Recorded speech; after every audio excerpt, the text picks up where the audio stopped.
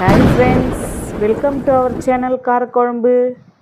இன்றைக்கி ஒரு சூப்பரான சவுத் இண்டியன் ஸ்பெஷல் வஞ்சர மீன் குழம்பு எப்படி செய்கிறதுன்னு பார்க்கலாம் வாங்க.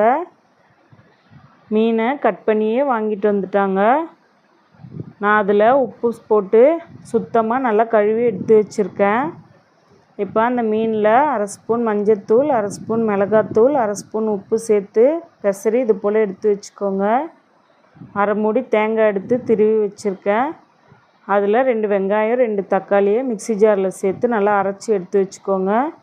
வாங்க குழம்பு செய்ய ஆரம்பிக்கலாம். ஃபஸ்ட்டு ஒரு பாத்திரம் அடுப்பில் வச்சுக்கோங்க. ஒரு கரண்டி எண்ணெய் சேர்த்துக்கோங்க. எண்ணெய் நல்லா சூடாகட்டும்.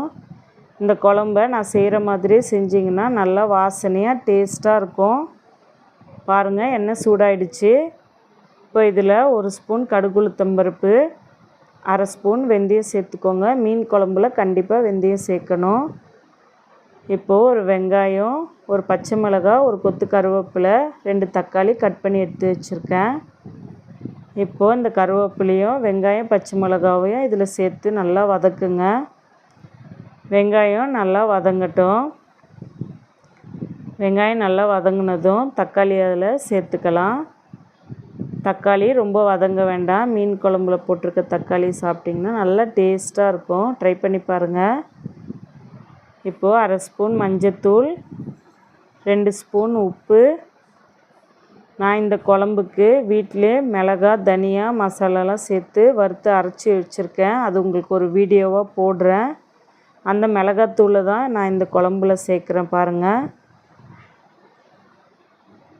இந்த குழம்புக்கு 3 ஸ்பூன் மிளகாத்தூள் சேர்த்துக்கிட்டேன். அதுவே காரம் கரெக்டாக இருந்துச்சு. இப்போது அரைச்சி வச்சுருந்த தேங்காய், தக்காளி, வெங்காய பேஸ்ட்டு இல்லை நம்ம சேர்த்துக்கலாம். சேர்த்து நல்லா கலந்து விடுங்க. நல்லா கலந்து விட்டுட்டு இதில் நான் இப்போது ஒரு லெமன் சைஸ் புளி எடுத்து அரை மணி நேரம் ஊற வச்சுருந்தேன். அதையும் கரைச்சி இதில் சேர்த்துக்கலாம்.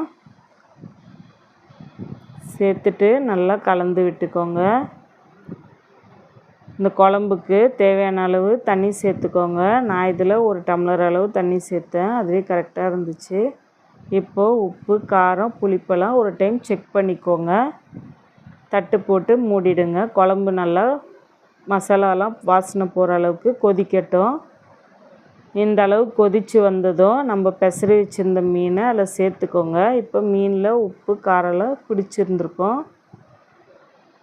மீனை 15லேருந்து 20 நிமிஷம் கண்டிப்பாக வேக வைக்கணும். சிம்மில் வச்சு வேக வைங்க. கலந்துட்டு மூடி வச்சுக்கோங்க. இப்போ இந்த குழம்புக்கு கொஞ்சமாக கொத்தமல்லி சேர்த்துக்கோங்க. நல்லா வாசனையாக இருக்கும். பாருங்கள், குழம்பு நல்லா ரெடி ஆகிடுச்சு. நான் ஒரு 15 நிமிஷம் வேக வச்சுருந்த மீனை இது போல் திக்கானதும் இறக்கி வச்சுருங்க. நான் இட்லிக்கு தான் இந்த குழம்பு ரெடி பண்ணியிருந்தேன். சூப்பராக இருந்துச்சு. நீங்களும் ட்ரை பண்ணி பாருங்கள். பாய் ஃப்ரெண்ட்.